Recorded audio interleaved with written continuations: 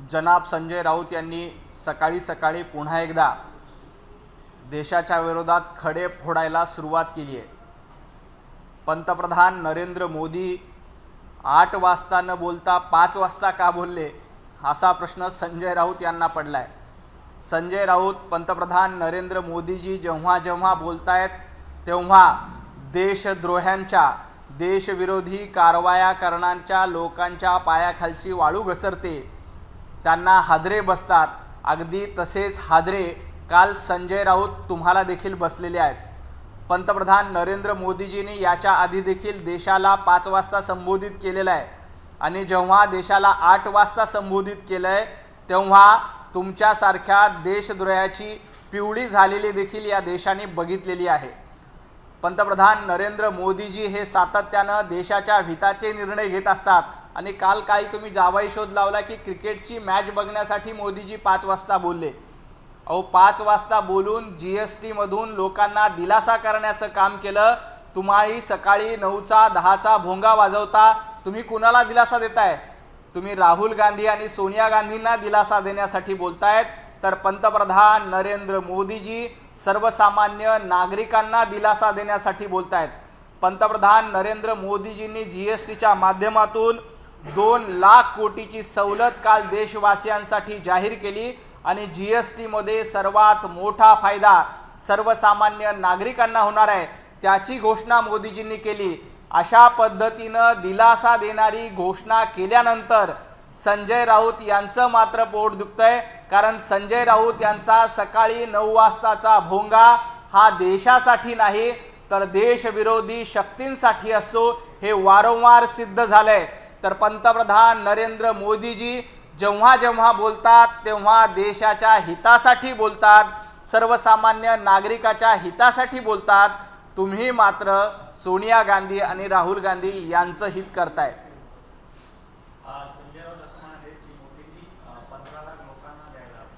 खरं तर पंतप्रधान नरेंद्र मोदीजींनी आजपर्यंत देशाला ऐतिहासिक अशा भेटी दिल्यात। 370 कलम असो, राम मंदिर असो किंवा जीएसटीचा दिलासा असो, अशा पद्धतीच्या ऐतिहासिक भेटी पंतप्रधान नरेंद्र मोदीजी यांनी सर्वसामान्य नागरिकांना 140 कोटी जनतेला दिलेत। माझा संजय राऊत यांना सवाल आहे, तुम्ही पत्राचाळीचे 50-50 लाख रुपये आधी मराठी माणसाला द्या। मराठी माणसाची घरं लुटण्याचं काम, पत्राचाळीच्या माध्यमातून घोटाळा करण्याचं काम संजय राऊत तुम्ही केलंय। आधी पत्राचाळीत लुटलेले पैसे सर्वसामान्य मराठी माणसाला परत द्या आणि मग पंतप्रधान नरेंद्र मोदीजी यांच्यावर टीका करा। पंतप्रधान नरेंद्र मोदीजी यांनी राम मंदिर असेल किंवा जीएसटीचा दिलासा असेल असं सर्वसामान्य नागरिकांच्या हिताचे अनेक कामं केलेले आहेत। अनेक वेळेला देशवासियांना मोठ्या मोठ्या भेटी दिलेल्या आहेत। त्यामुळेच एकदा दोनदा नाही तर 3दा सर्वसामान्य नागरिकांनी मोदीजींना विजयी केलेला आहे। तुमच्यामध्ये हिम्मत असेल तर पत्राचाळीच्या घोटाळ्याचे पैसे सर्वसामान्य मराठी माणसाला परत द्या। कालच्या भारत पाकिस्तान मॅच नंतर संजय राऊत यांनी अनेक प्रश्न उपस्थित केले। पाकिस्तानने फलंदाज साहेब फाराने जी ऍक्शन केली ती नेमकी कुणासाठी केली असे म्हणाले की जय शाह आणि संपूर्ण भारतीय संघ त्यावेळी बघत होते। खरं तर पाकिस्तानचा क्रिकेटपटू फरहाननी जी ॲक्शन केली ती अतिशय चुकीची आहे, त्याचा आम्ही सगळ्यांनी निषेध केलेला आहे। आणि सगळ्यात महत्त्वाचं, आपल्या भारतीय क्रिकेटपटूंनी पाकिस्तानवर क्रिकेटच्या माध्यमातून मिसाईल टाकण्याचं काम केलंय। पाकिस्तानचे खेळाडू जर का आमच्याकडे बंदूकसारखं बॅट दाखवत असतील तर त्या खेळाडूंना आपल्या भारतीय क्रिकेटपटूंनी मिसाईल टाकून उत्तर दिलंय। एकदा नाही तर 2दा आशिया कप मध्ये पाकिस्तानला धूळ चारण्याचं काम मिसाईल टाकून आपल्या क्रिकेटपटूंनी केलंय। त्यामुळे अशा पद्धतीच्या बंदुका भारतीय क्रिकेटपटूवर किंवा भारताकडे चालवण्याची हिम्मत पाकिस्तानने जेव्हा जेव्हा केली तेव्हा त्याला मुंहतोड जबाब देण्याचं काम, तेव्हा त्याला चोख प्रत्युत्तर देण्याचं काम भारतीयांनी केलंय। काल देखील क्रिकेटच्या मैदानामध्ये सूर्यकुमार यांच्या नेतृत्वामध्ये आपल्या खेळाडूंनी पाकिस्तानवर क्रिकेट रूपी मिसाईल टाकून पाकिस्तानला गारद करण्याचं काम केलंय। संजय राऊत आपल्या भारतीय खेळाडूंनी केलेल्या कामगिरीकडे लक्ष द्या। तुम्हाला भारतीय खेळाडूच्या कामगिरीकडे बघायला लक्ष नाही. भारतानं एकदा नाही तर दोनदा सामना जिंकलाय, दोनदा मॅच जिंकली. संजय राऊत यांनी एक तरी ट्विट केलं का? संजय राऊत यांनी पाकिस्तानचा उदो करणं थांबवावं, आधी भारतीय क्रिकेटपटूचं अभिनंदन करणारं ट्विट करावं. संजय राऊतनी त्या दिवशी आपण भारत पाकिस्तान सामन्यामध्ये विजयी झालो एकही ट्विट केलं नाही, भारताचं अभिनंदन केलं नाही. आजही आपण भारत पाकिस्तान सामन्यामध्ये विजयी झालो, संजय राऊत यांनी भारतीय क्रिकेटपटूचं अभिनंदन करणारं ट्विट केलं नाही. संजय राऊत तुम्हाला लाज वाटते का भारतीय टीमचं अभिनंदन करायला? हिम्मत असेल तर आधी भारतीय टीमचं अभिनंदन करा आणि मग अशा पद्धतीचे उत्तर द्या. आपल्या क्रिकेटपटूंनी त्यांच्यावर मिसाईल टाकून क्रिकेटच्या मैदानात विजय मिळवला, त्याबद्दल आपल्या टीमचं अभिनंदन करा. भारतीय संघाने सूर्यकुमार यादव यांनी 2 वेळा पाकिस्तानचा पराभव केला. संपूर्ण देशात त्यांच्यावर कौतुक होते त्यांच्यावर. मात्र संजय राऊत टीका करते त्या संघावर की हात मिळवलं नाही याची कसं कौतुक करताय, हे अंधभक्तांचं असं त्यांनी म्हटलं. खरं तर संजय राऊत यांना अंधभक्त वगैरे बोलण्याचा अधिकार नाही, कारण संजय राऊत स्वतः गुलाम आहेत. तुम्ही काय अंधभक्ताच्या गप्पा करताय? स्वतः गुलाम असलेल्यांनी दुसऱ्याबद्दल बोलू नये. आणि आज संजय राऊत पत्रकार परिषदेमध्ये बोलत असताना पाकिस्तानचा जो क्रिकेटपटू आहे फरहान, त्याचं नाव न विसरता घेतलं आणि सूर्यकुमार कोण आहे असं म्हणून पत्रकारांना प्रश्न विचारतात. तुम्ही आपल्या भारतीय कॅप्टनचं नाव विसरता आणि पाकिस्तानच्या खेळाडूचं नाव मात्र तुम्हाला तोंडपाठ आहे. संजय राऊत, तुम्हाला लाज वाटली पाहिजे. तुम्हाला पाकिस्तानच्या क्रिकेटपटूचे नाव तोंडपाठ आहेत आणि आपल्या कॅप्टनचं नाव तुम्ही विसरता. ज्या कॅप्टननी 2 वेळेला पाकिस्तानला धूळ चारली, पाकिस्तानचा पराभव केला, अशा कॅप्टनचं नाव तुम्ही विसरता आणि पाकिस्तानच्या प्लेयरचं नाव मात्र तुमच्या ओठावर आहे, कारण तुम्हाला पाकिस्तानवर प्रेम आहे. हे जर का काल पाकिस्तान जिंकली असती तर संजय राऊत यांनी फटाके फोडले असते, संजय राऊत यांनी त्यांचं अभिनंदन करणारं ट्विट लिहिलं असतं. परंतु भारतीय टीम जिंकल्यामुळं संजय राऊत यांच्या पोटात दुखायला लागलं, म्हणून संजय राऊत यांची सकाळी सकाळी चिडचिड होते. पहलगाममध्ये भारतीयांवर हल्ला झाला, भारतीयांच्या रक्ताचे सडे पडले, मग पाकिस्तानसोबत मॅच खेळून जुगार कोण खेळते असं सुद्धा संजय राऊतांनी विचारलं. संजय राऊत स्वतः जुगारी आहेत आणि कालच्या मॅचमध्ये पुन्हा एकदा पाकिस्तानच्या बाजूने सट्टा लावल्यामुळे संजय राऊत यांचे पैसे गेलेले आहेत. याच्या आधी देखील भारत पाकिस्तानच्या सामन्यामध्ये संजय राऊत यांनी पाकिस्तानच्या बाजूने जुगार लावला होता, पाकिस्तान जिंकण्यासाठी पैसे लावले होते आणि आज देखील संजय राऊतनी अशाच पद्धतीनं पाकिस्तानच्या बाजूने सट्टा लावून पराभव झाला. संजय राऊत यांचे काल पैसे गेलेले आहेत, त्यामुळं संजय राऊत यांची अशा पद्धतीनं चिडचिड होते. खेळाचं मैदान असो किंवा युद्धाचं मैदान असो, भारतीय क्रिकेटपटू, भारतीय जवान पाकिस्तानला जशास तसं उत्तर देण्यासाठी समर्थ आहेत. ऑपरेशन सिंदूरच्या माध्यमातून ज्यांनी रक्ताचे पाट वाहण्याचं पाप केलं होतं, अशा दहशतवाद्यांना आम्ही कंठस्नान घातलं. आपल्या जाबाज सैनिकांनी त्यांना यमसदनी पाठवलं. संजय राऊत, तुमच्यामध्ये कुठलीच हिम्मत नाही. काल तुम्ही पाकिस्तानच्या सामन्यामध्ये पाकिस्तानच्या बाजूने पैसे लावलात आणि हारलात, म्हणून तुम्हाला गॅम्बलिंगबद्दल बोलावंसं वाटतं. तुम्ही काल लाखो रुपयाचा सट्टा हारलात, याची आमच्याकडे माहिती आहे. पाकिस्तानला पैसे मिळावेत यासाठी तुम्ही पाकिस्तानची भाषा बोलतायत, परंतु 140 कोटी जनता तुम्हाला त्याचं उत्तर देईल. पाकिस्तानसोबत मॅच खेळणं हा भाजपच्या राष्ट्रभक्तीचा नवा गुजरात पॅटर्न आहे का, असा सवाल त्यांनी विचारला. खरं तर भारताच्या राष्ट्रभक्तीचा पॅटर्न हा मोदीजींचा पॅटर्न आहे, हा इंडियाचा भारत पॅटर्न आहे आणि हा नवा पॅटर्न भारताच्या 140 कोटी जनतेला माहिती आहे. हा नवा भारत घाबरत नाही, हा नवा भारत रडत नाही तर लढतो. पाकिस्तानला घरात घुसून मारण्याचा पॅटर्न मोदीजींच्या नेतृत्वात तयार झालाय. पाकिस्तानला पराभव करण्याचा पॅटर्न हा आपल्या भारतीय जवानांच्या नेतृत्वात तयार झालाय. संजय राऊत यांचा पॅटर्न पाकिस्तानचा पॅटर्न आहे, कारण संजय राऊत यांचा पॅटर्न पाकिस्तानचे झेंडे फडकवणे, संजय राऊत यांचा पॅटर्न पाकिस्तानचा उदो करणं. यांच्या रॅलीमध्ये पाकिस्तानचे झेंडे फडकवले जातात आणि पाकिस्तानच्या पॅटर्नचा उदो संजय राऊत यांच्याकडनं केला जातोय. परंतु पंतप्रधान नरेंद्र मोदीजी यांच्या नेतृत्वात भारताचा नवा पॅटर्न सुरू आहे आणि हा भारताचा नवा पॅटर्न रडत बसत नाही तर लढतो आणि घरात घुसून मारतो. संजय राऊत असं म्हणतायत स्वातंत्र्य सावरकरांना तुम्ही भारतरत्न पुरस्कार दिला नाही, मात्र जय शहाना तरी भारतरत्न पुरस्कार द्या. माझी मागणी आहे की जय शहा यांच्यावर बोलण्याऐवजी, जय शहा यांना भारतरत्न देण्याची मागणी करण्याऐवजी संजय राऊत यांना पाकिस्तान रत्न पुरस्कार दिला गेला पाहिजे. कारण पाकिस्तान रत्न पुरस्कार घेण्याच्या लायकीचेच संजय राऊत आहेत. संजय राऊत ज्या पद्धतीनं पाकिस्तानची दलाली करण्याचं काम करतायत, टीम इंडिया जिंकल्यानंतर तुम्ही ट्विट करणार नाहीत आणि पाकिस्तानचे गोडवे गात बसणार.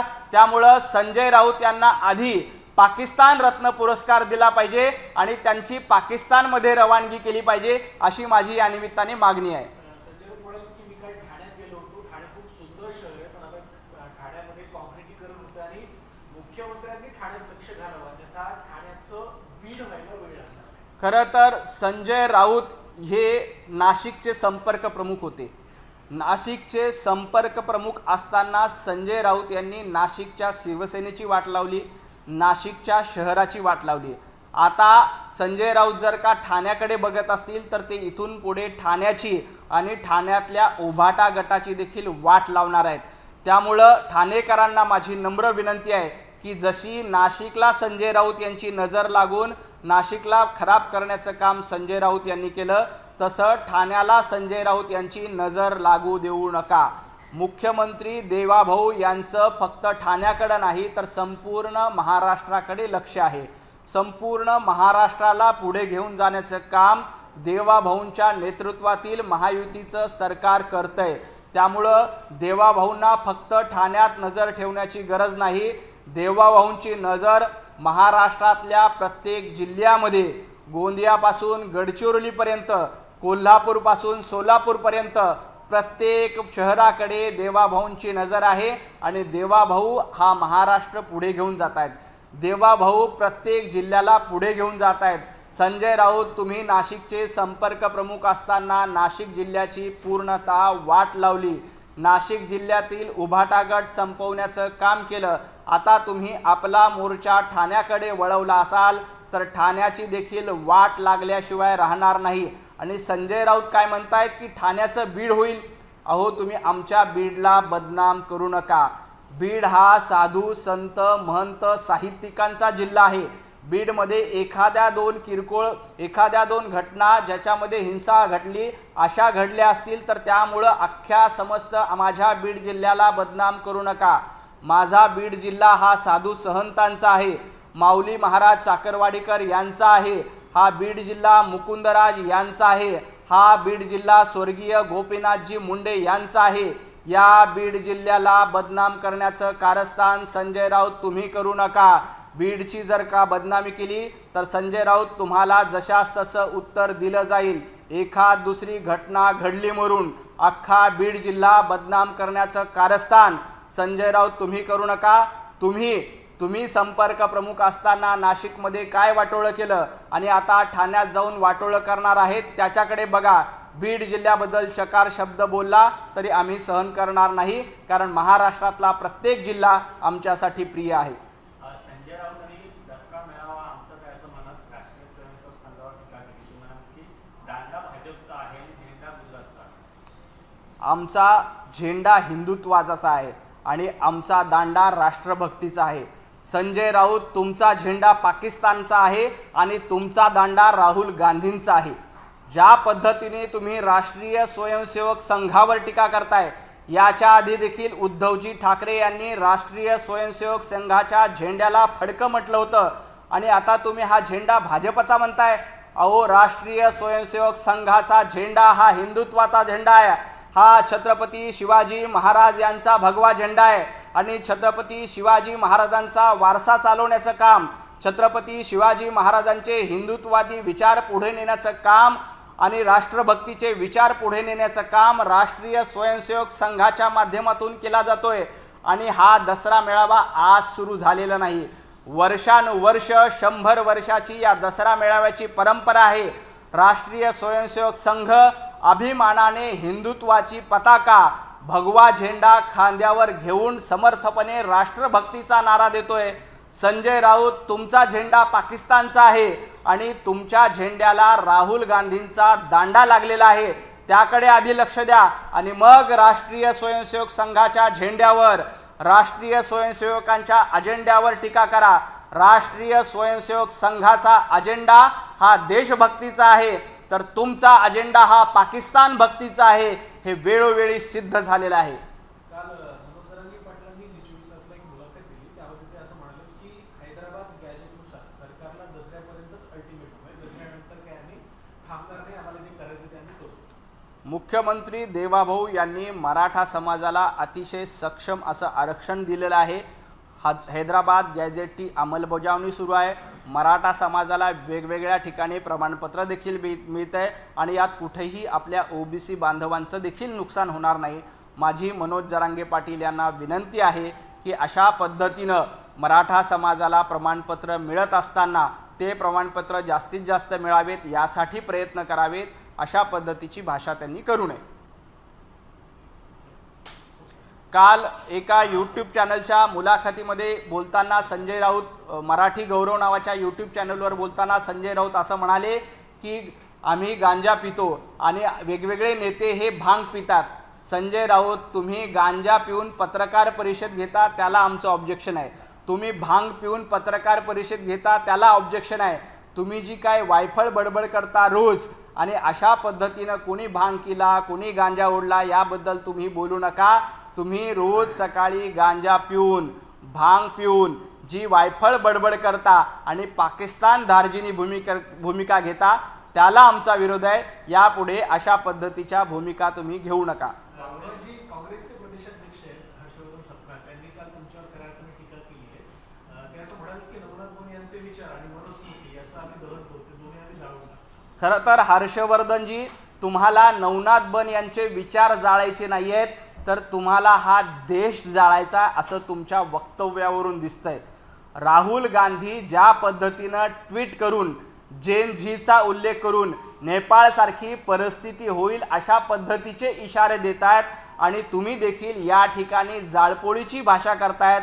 अहो, तुम्हाला नवनाथ बन यांचे विचार जाळायचे नाहीत, तर इथला देश जाळायचा आहे. महाराष्ट्रामध्ये नेपाळसारखी अराजकता निर्माण व्हावी यासाठी हर्षवर्धनजी तुम्ही प्रयत्न करतायत, परंतु 140 कोटी जनतेचे पंतप्रधान नरेंद्र मोदीजींना आशीर्वाद आहेत. इथल्या तरुणाईचे, इथल्या जेनजीचे पंतप्रधान नरेंद्र मोदीजींना साथ आहे आणि आपल्या देवाभाऊंना महाराष्ट्रातल्या 14 कोटी जनतेचे आशीर्वाद आहेत. त्यामुळे तुम्ही अशी कसल्याही पद्धतीने जाळपोळीची भाषा करणार असाल, कुणाचे विचार जाळण्याचा प्रयत्न करणार असाल आणि कुणाला जाळपोळीबद्दल बोलणार असाल, तर इथली जनता हर्षवर्धनजी तुम्हाला जशास तसं उत्तर दिल्याशिवाय राहणार नाही. जाळपोळ करा, फोडाफोडी करा, ही काँग्रेसची रणनीती राहिलेली आहे. आमचे विचार हे हिंदुत्वाचे विचार आहेत. आमचे विचार हे छत्रपती शिवाजी महाराजांचे विचार आहेत. ते कुणीही जाळू शकत नाही. एबीपी माझा, उघडा डोळे बघा नीट.